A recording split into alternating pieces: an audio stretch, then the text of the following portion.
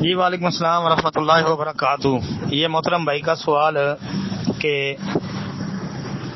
پھوڑا بنا ہوا ہے اور اس میں سے خون بہہ رہا ہے.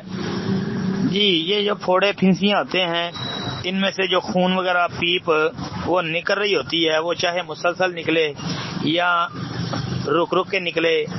جی تو اس سے نماز روزے پر کوئی اثر نہیں پڑتا. روزہ بھی ایسی حالت میں درست ہے، نماز بھی پڑھیں گے نماز بھی درست ہے. ہاں یہ ہے کہ وہ جو پھوڑا یا پھنسی ہے اس کی کیفیت وہ کیسی ہے، آیا اس کو پانی لگانا، پانی استعمال کرنا اس کے لیے اس جگہ کے لیے مناسب ہوگا یا نہیں.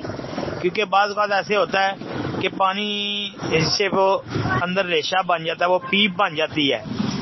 تو اس کا طریقہ یہ ہوتا ہے کہ وہ جگہ جو ہے اس پہ پٹی وغیرہ لگا لیں اور جب وضو کریں تو اس کے اوپر گیلا ہاتھ پھیر لیں، یعنی مسح کر لیں، باقی سارا وضو مکمل کر لیں، دھو لیں. اور وہ جو ایسی جگہ ہے کہ وضو کے اعضاء میں آتی ہے تو پھر اس کے اوپر گیلا ہاتھ مار لیں. جی اس میں سے کوئی بھی صورت اختیار کی جا سکتی ہے، لیکن نماز روزے پر کوئی اثر نہیں پڑتا. جی دلیل اس کی صحیح بخاری اور حدیث کی کتابوں میں، سیرت کی کتابوں میں یہ ایک واقعہ آتا ہے، بڑا مشہور و معروف ہے، اور واقعہ بھی نبی علیہ الصلوۃ والسلام کے زمانے کا ہی مفسرین اور تفسیر نگاروں، سیرت نگاروں نے بیان کیا ہے.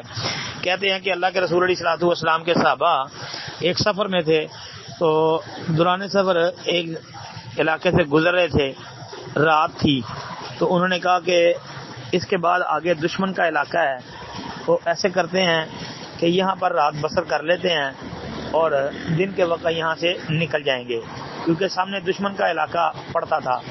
تو انہوں نے رستے میں جو ہے نا وہ رات گزارنے کا ارادہ کر لیا، اور ان میں سے دو صحابی جو اللہ کے رسول علیہ الصلوۃ والسلام کے تھے، انہوں نے یہ آپس میں پلان کیا کہ ایسے کرتے ہیں کہ آدھی رات میں پہرا دوں گا اور آپ سو رہنا، پھر آدھی رات کے بعد آپ اٹھ کے پہرا دینا اور میں سو جاؤں گا. کس طرح رات گزر جائے گی.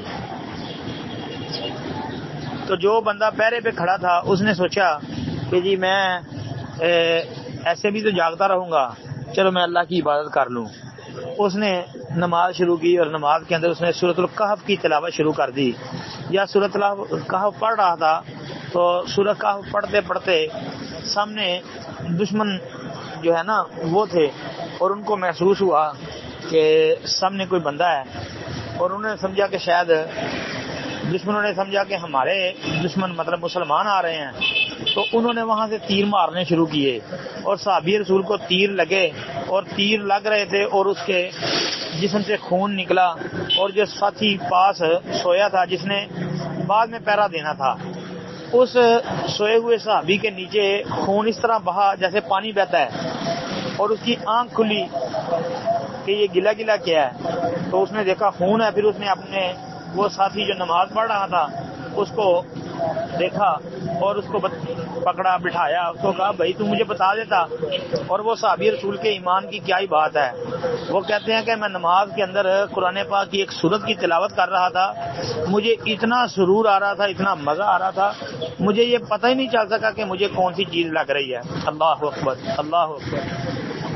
تو اب وہ نماز جاری ہے، خون نکلا ہوا ہے، لیکن انہوں نے یہ نہیں سمجھا کہ وضو ٹوٹ گیا.